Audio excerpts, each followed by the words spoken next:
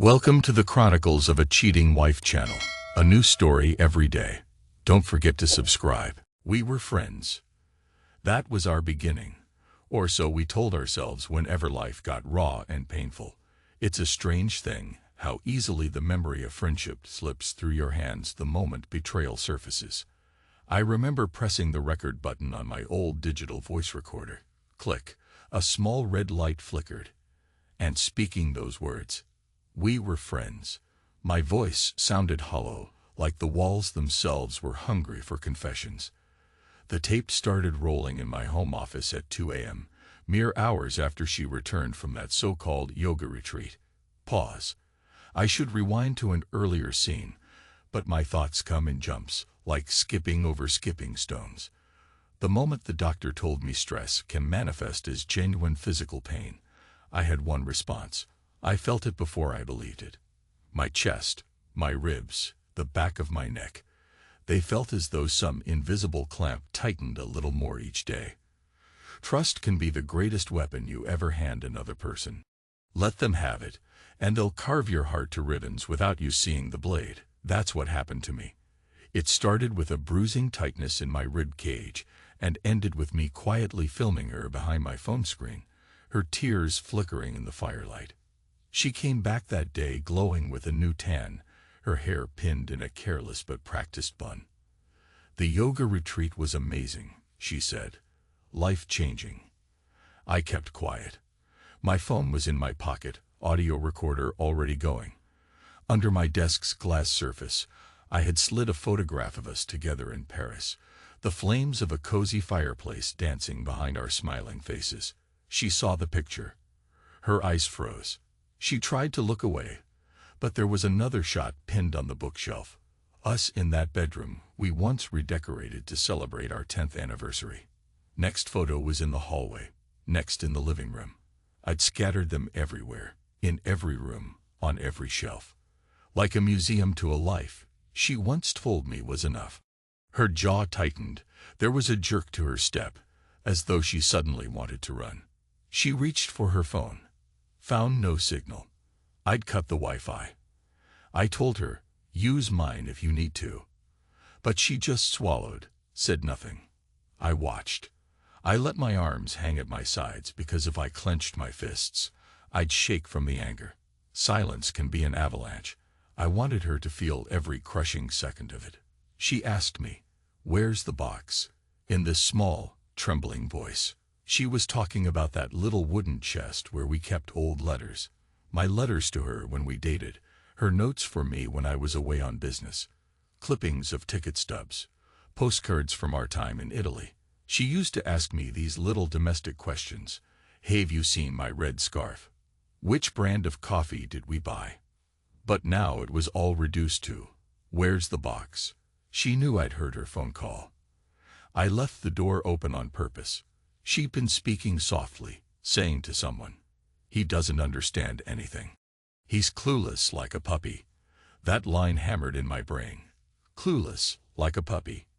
No, I was no puppy. Just a fool who had once offered her unconditional trust. I gave her the box without a word. She took it to the fireplace, tossed in the letters, our sentimental scraps, our entire shared history that used to smell of her favorite perfume. For a second, she hesitated, as if part of her wanted to rescue them. But then she threw in a photo or two, watched them curl in the flame, eyes glistening with tears. My chest hurt again, that clamp on my ribs. I recorded every second, phone camera capturing the reflection of fire on her face. I didn't say a damn thing. I just stared. Silent. My mind was half numb, half on fire. Then, in staccato bursts, my memory leaps to the day I first confirmed she was cheating. I got off work early, pulled into our driveway, and recognized a strange black SUV parked a few houses down. The engine was still warm, as though it had arrived moments before. I walked in quietly and headed upstairs. The bedroom door was ajar. I heard her muffled laughter, a throaty, intimate sound I hadn't heard from her in a long time. I froze, that clamp around my ribs becoming a vice. Then a creak of the bed, a whisper, Her whisper, pitched low, breathy. Another voice, male, responding. My body just seized. My chest ached with each heartbeat, but I still crept closer. I had to see. What I saw was her with him. Ethan, a guy I'd met just once at some photography exhibit. I recognized the swirl of his tattoo as he leaned over her on the sheets.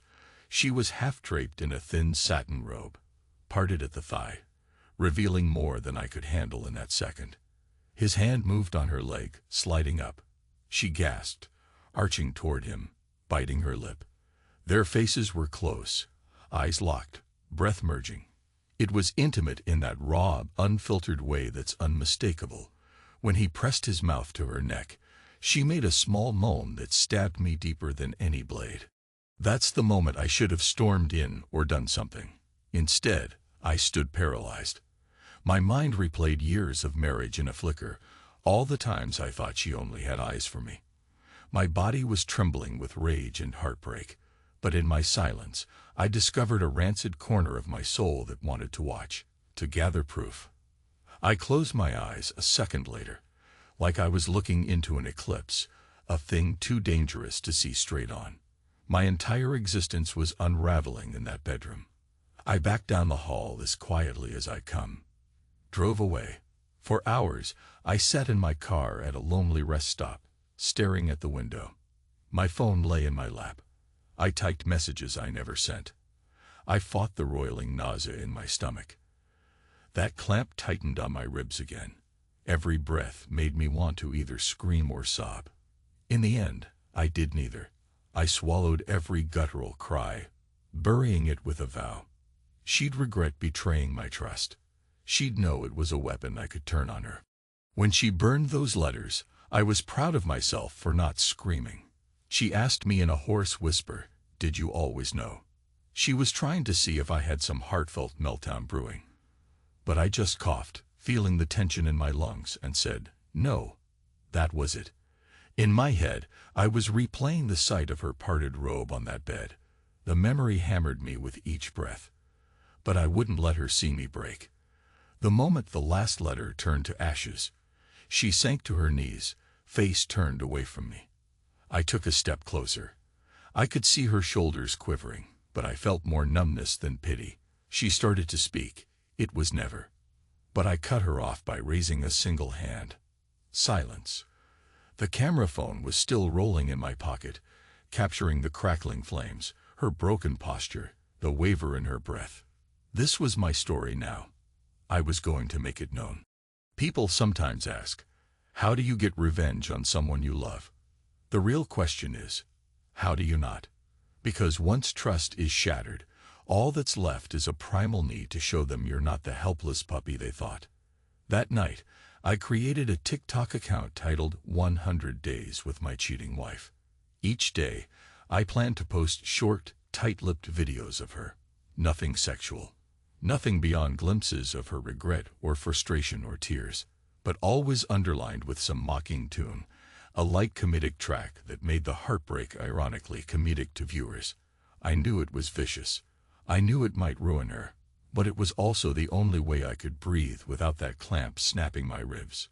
During her sleep, if you can call that half-sleepless tossing rest, I'd intercept her phone. She was too rattled to change her passcodes. I hijacked her social media. Instagram, email. She had messages from him, from Ethan. I replied to him from her account. I need you. I'm willing to risk everything. He responded, I don't want you to destroy your life over me. I pinned that reply to the top of her profile for all her followers to see. Dozens of likes and .dtf. Comments poured in. She woke up to find her notifications exploding.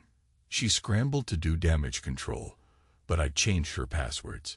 She had to watch, powerless, as her DMs lit up with confusion, pity, outrage. The hum of adrenaline in me overshadowed any guilt. This was my war zone, and I was done holding back. It's funny how, in the quiet aftermath, I felt more at peace than I had in years. I'd lie on the couch, close my eyes, and drift into an oddly restful sleep, while she tossed on our king-size mattress upstairs, alone in the bed that once belonged to us.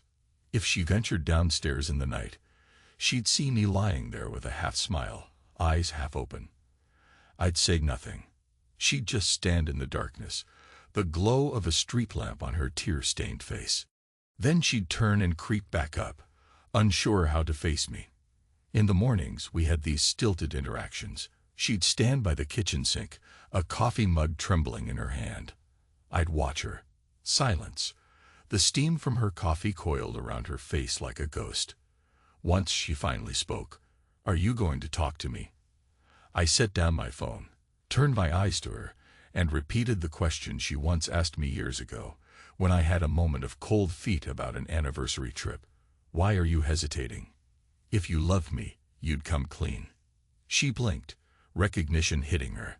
That's exactly what she had said to me in a heated argument about some petty issue. I repeated it now with the same tone. She swallowed, eyes darting. Then her coffee spilled, a small splash on the counter. She cursed quietly. "Oh my gosh," but let the coffee drip. We both stared. Her next words died in her throat. Silence again. I caught glimpses of my reflection in the hallway mirror and barely recognized the man I was becoming. The lines around my mouth deepened. A tension had settled in my jaw. This bitterness was new, but it felt oddly like the shield I needed. My father used to say, "A real man never needs to raise his voice." The quiet can be more devastating than any scream. The final straw for her, I think, was the day she discovered I'd personally visited Ethan at one of his photography exhibitions, under the guise of wanting to commission a portrait. He was easy to track. He's a well-known freelance photographer, living that half-glamour, half-broke artist life, drifting from city to city. I spotted him in a small gallery, tall, lean, that casual style. He had no idea who I was. The place smelled of fresh paint and newly printed brochures. People chatted around us, wine glasses in hand. I approached him with a composed smile, ignoring the swirl of acid in my stomach. "Hey, I admire your work," I said, tapping the corner of a black and white photograph he'd shot. He turned to me, friendly enough. In the background, you could hear the subdued hum of a guitar track playing over the gallery speakers. I introduced myself with a pseudonym, a name I'd used before in college pranks. He offered me his business card, the one featuring that little camera with wings icon matching the tattoo on his arm. I let my eyes linger on that design. He looked at me curiously. "You from around here?" I just nodded. My chest was tight. I wanted to smash his face, but I forced a small grin, commented on the photography's composition, the use of negative space. He lit up talking about it, as if we were potential collaborators. I pretended to be enthralled. I left after a few minutes, politely shaking his hand, filming the entire encounter with a hidden camera in my shirt pocket.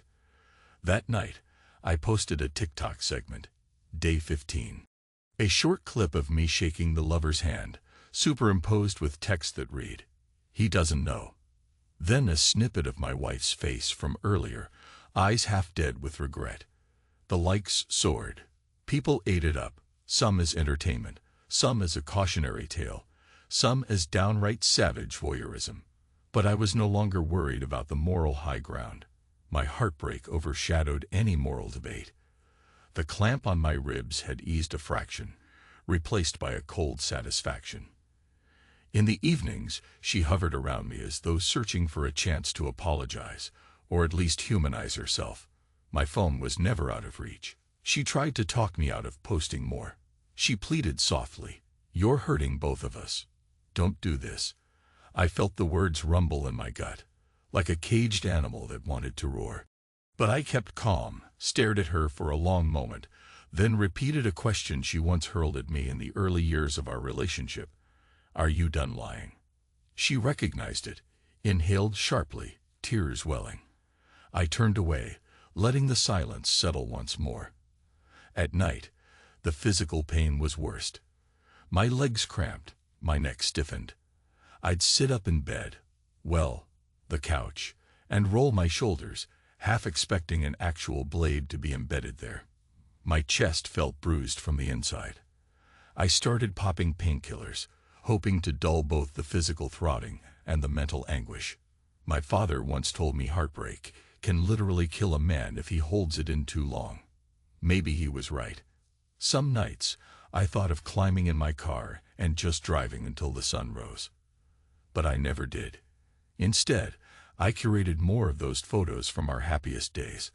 I placed them in random spots for her to find, a constant reminder of what she'd destroyed. I couldn't let her forget. Maybe that was cruel, or maybe it was justice. One day, she confronted me near the fireplace, the same place where she'd burned the letters. Her hair was disheveled, eyes rimmed with red from sleeplessness. She wore an old t-shirt, something that used to belong to me, and she clutched the edges like it was her final armor. "Talk to me," she begged in a shaky voice. "I know you're hurting. Let's just—" "Hurting?" I interrupted, letting out a hollow laugh. "You think you can measure this pain?" I pressed a hand to my chest. My voice dropped. "You asked me once, a long time ago, if I'd ever keep secrets from you. Remember your exact words." She swallowed, silent. I continued. "You said, secrets are the bullets, and trust is the trigger. Don't ever load them both. Funny how you ended up pulling that trigger yourself." She closed her eyes, tears sliding down her cheeks. "I never wanted it to turn out like this," she said. "I swear, But I didn't let her finish. I took a step back, letting the hush expand between us. My whole body was taut, that old clamp feeling reappearing, but I refused to show any sign of physical weakness. She reached out to touch my arm, but I recoiled. The memory of her parted robe with him seared through my mind. I turned and walked away, leaving her alone with the flickering glow of half-burned logs. A few days later, I discovered Ethan's new message in her email. He wanted to talk, said he was feeling guilty. He wrote, "I can't bear the idea of hurting you more. I've never been in such a twisted situation." I read it, reread it, felt a wave of cold fury. Then I typed a brief response. "You can't hurt me any more than you already have. Let's meet." The next day, he suggested a small downtown cafe, ironically called Serenity's Brew. I decided to go. This time, no hidden identity. I wanted him to see me, Michael Carter, the clueless puppy the husband scorned. I arrived early.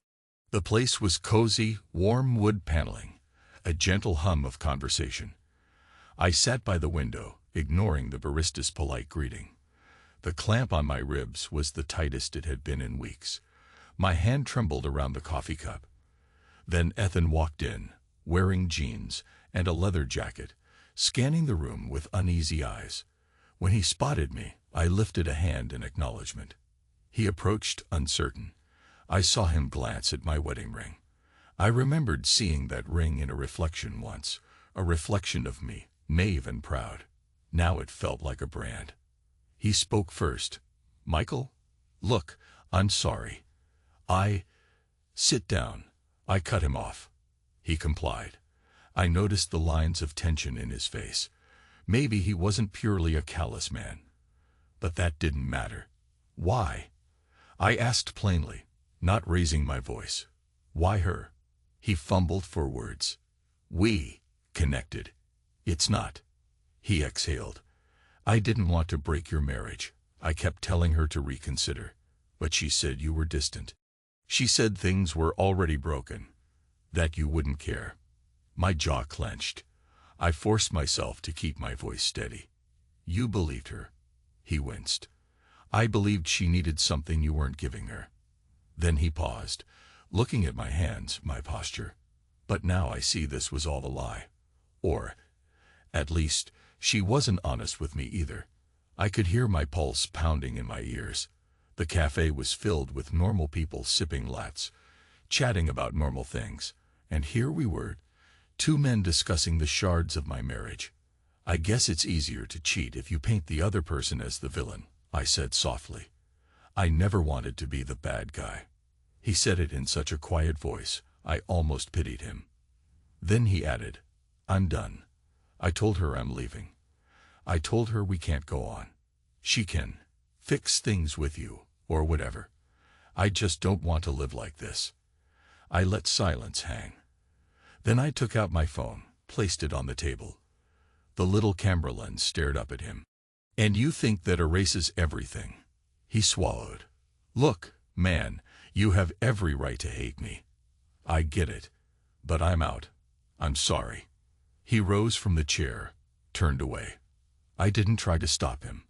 Watching him leave felt anticlimactic, like that final chord in a sad song that no one wanted to sing. When I got home, she was sitting on the couch, flipping through a stack of old photos, one she hadn't managed to burn. I recognized a shot from our wedding, the one with her leaning over to whisper in my ear, both of us laughing at a private joke. She wore jeans and a plain t-shirt now, hair unwashed, dark circles under her eyes. I stood in the doorway, uncertain. She looked up, and I realized tears were streaming down her face. Her lips parted, but no words came. We sat in silence, heavy and suffocating. Finally, in a quiet voice, she asked, "Do you remember the question I asked you when we got engaged?" I stared blankly. She said, "I asked if you'd ever let me down, and you said, 'Never, not in 1,000 years.'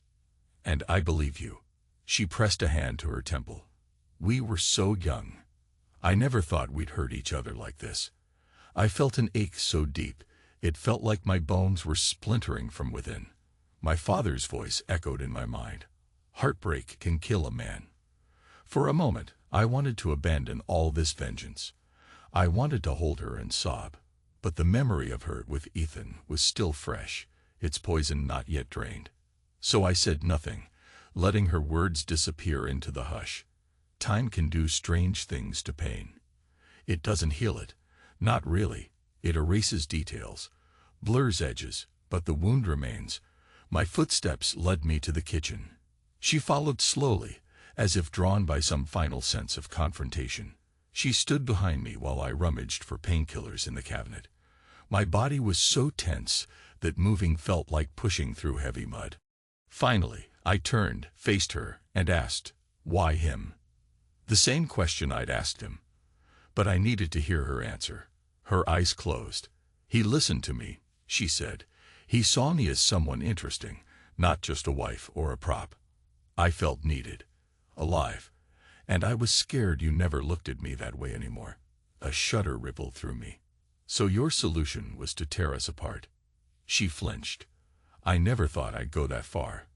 But once it started, I don't know. I knew it was wrong, but it felt too late." She paused, voice shaking. "And you were always so strong. I felt you drifting. And I was afraid." I exhaled. "You wanted me to see you. Congratulations. I see you now." Her breath caught. Silence again. I felt the swirl of my own contradictory emotions, love and fury tangling like barbed wire. The air smelled of stale coffee and dish soap. She took a step closer, her arm grazing mine. "What do we do now?" she asked, voice quavering. I didn't have an answer. I just stared at her, the memory of that bedroom scene flickering in my mind.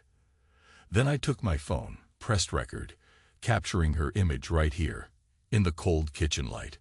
She looked away, tears on her cheeks. "Stop," she whispered.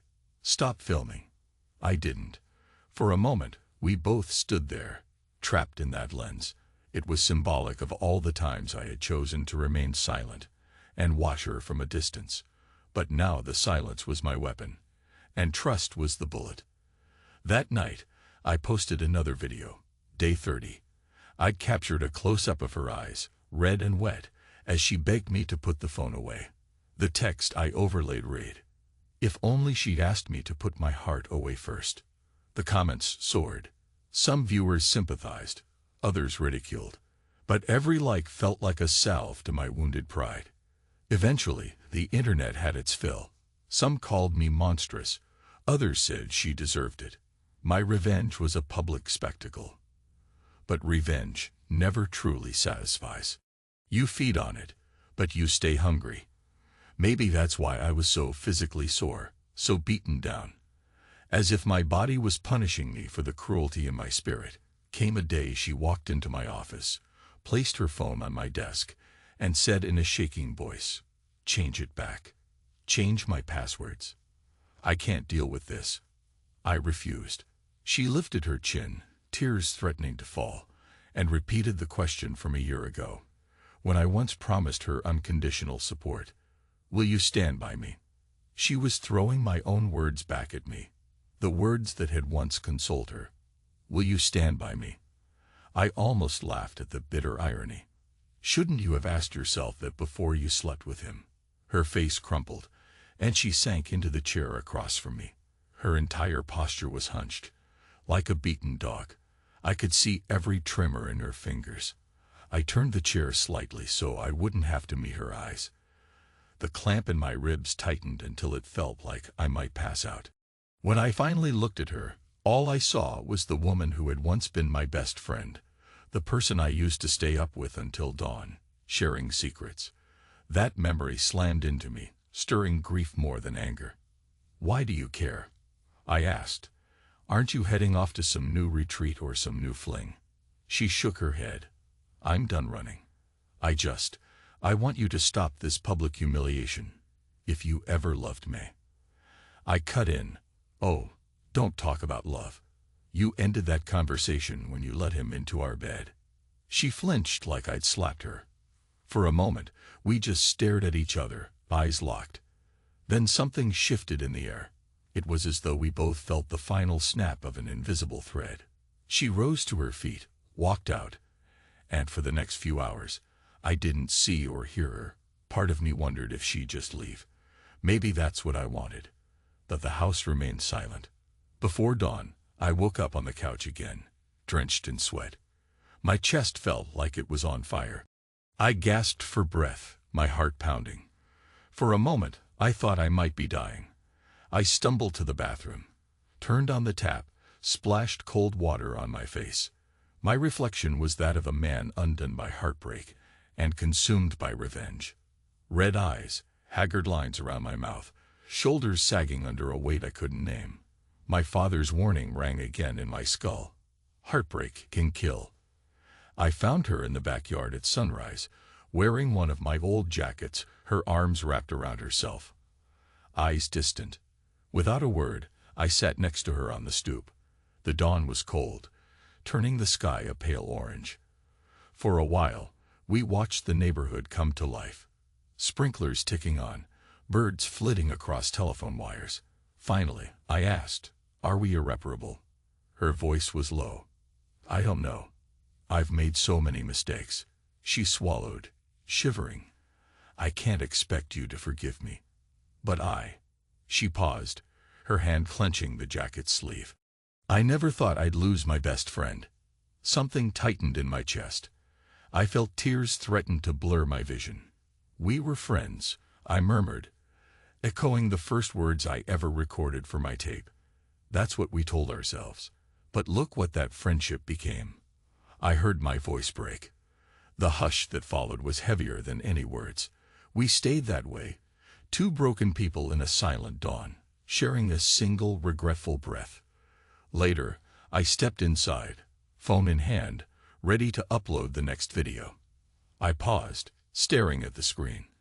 My finger hovered over the post button. Something inside me just cracked. A wave of nausea twisted my stomach. I realized I wasn't sure who I was punishing anymore, her or me. The face in the phone's reflection was unrecognizable. My mouth was drawn tight, eyes cold. She had betrayed me, but I had harnessed that betrayal to become this relentless tormentor. My chest burned, so I rummaged for the painkillers, popped 2 more. Then I took a shaky breath, exhaled. The clamp around my ribs refused to ease. After a full minute, I closed the TikTok app without posting. My hands shook. For the first time in weeks, I didn't rush to humiliate her. I found her upstairs in the bedroom, that same place I'd once stood in horror, hearing her with him. Now she stood by the window, half lit by the gray morning sun. Her arms were crossed as if trying to hold herself together. I approached quietly, noticing how battered she looked. The lines of stress around her mouth mirrored my own. I braced myself for the wave of fury, but it was overshadowed by exhaustion. I spoke. "I'm done with the videos." She turned, startled. I went on. "I'm not posting anything else. I'm not saying I forgive you. I'm not even sure I can. But this revenge is eating me alive. It's got to stop before it kills me." She stared at me with wide eyes. I don't know what to say," she managed. "Don't say anything." I felt the tightness in my ribs surge, then loosen slightly, as if acknowledging that I was finally releasing my white-knuckled grip on vengeance. "Just give me space." She nodded, tears pooling but not falling. I left the room. For the next few days, we coexisted like two wary ghosts in a house haunted by old joys. I used the time to gather my thoughts, figure out the next move. The silence persisted between us, but it was less combative, more like a weary truce. I took down some of the photos. I let her log into her email again. I changed her Instagram password back, though I didn't mention it. Let her discover that on her own. This wasn't me caving. I was just done slicing open the wound. Every day that clamp on my ribs loosened a little more. One afternoon, I found her in the kitchen, discarding old receipts, junk mail, and the last remnants of those once cherished letters that never fully burned. She looked up when I entered. "I didn't know how to approach you," she said, her voice hushed. "Thank you for stopping." I was losing my mind. I said nothing, just reached for a glass, filled it with water. I drank slowly, letting the quiet speak. Then I turned to her, and for the first time, a real question slipped out. "Is there anything left of us to save?" My voice was flat, but my heart pounded. She hesitated, as though searching for a safe answer. Finally, she said, "That depends on whether you can ever see me as something other than a traitor." I set the glass down. "I see you as someone who broke me," I said. "I see you as a woman who was once everything to me. And then she made me nothing." I paused, each breath sending a dull ache through my side. "But I also see how I became something cruel. And I hate that man too." Her eyes welled again, a trembling exhale escaping her. She gave a small nod, acknowledging her part in what we'd become. "Time doesn't heal," I said quietly. "It just erases. Eventually, we forget the details. But I can't forget. Not yet." We stood facing each other in that kitchen, where so many breakfasts and dinners had once felt warm, intimate. Now it was like a stage for our tragedy. I felt tears pressing at the corners of my eyes. I glanced away, gripping the edge of the counter until my knuckles whitened. "I'm so tired," I admitted. "And it doesn't stop hurting." She approached carefully, reached out, and placed a tentative hand on my arm. I almost shrugged it off. But the faint warmth of her touch, it reminded me of gentler times. My shoulders slumped. In that moment, it felt like we reached some final threshold. Whether we'd take a step toward rebuilding or walk away forever, I didn't know. But at least we stood there, two shattered people acknowledging that the ugliness had run its course. She opened her mouth, started to speak, but no sound came out. Silence again. Maybe that was the best we could do. Days passed, slow but with fleeting moments of clarity. I kept the recorded files, but I didn't watch them. She tried to talk to me a few times, each conversation halting and raw. We started discussing practical steps, selling the house maybe, taking time apart. A counselor, maybe. We tossed around the idea with caution, like we were handling shards of glass. Neither of us was sure if a future together was even possible, but we both recognized that neither of us wanted to remain in that stalemate of cruelty. At last, one evening, we sat by the fireplace where she'd burned our memories. The mantle still showed signs of char. She took a deep breath, said, "I don't expect you to give me your trust again. But if we can't talk, we'll just kill each other slowly." I nodded, the pain in my body a constant reminder of how close I'd come to self-destruction. "I don't know if trust is even on the table," I said quietly. All I know is, I can't breathe when I'm around you, but I can't imagine leaving everything behind either. Her eyes flickered with sadness. I'll move out, she offered in a small voice. If that's what you want. I pressed my palms to my eyes, fighting off the swirl of emotion. Maybe we both need to step away. My breath caught in my throat. I forced the next words out. I loved you, and I've spent the last weeks punishing you for loving someone else. But I can't tell if I'll ever see you as the woman I married. She let out a broken sob, but quickly stifled it. I understand, she whispered. We sat in the hush, listening to the crackle of the fire. I let my hand rest on the seat between us, not touching her but close enough to feel her warmth. Eventually, I spoke in a shaky tone. I want closure, or a shot at something new. But I can't do this in the same house, with the same memories creeping up on me. She nodded. I'll give you whatever time you need. We didn't speak more that night. Instead, we let the fire burn down to embers. In the dim glow, I quietly ended my last TikTok post with a final short clip of the flames. No faces, no mocking text, just the dying fire. I captioned it, "The End." Comments flared up, but I didn't read them. For me, it was the final punctuation mark on my revenge. Later, as I lay on the couch, the clamp around my ribs seemed to loosen, just a hair. And I realized my exhaustion was deeper than I'd known. Sleep took me quickly, free of the usual nightmares.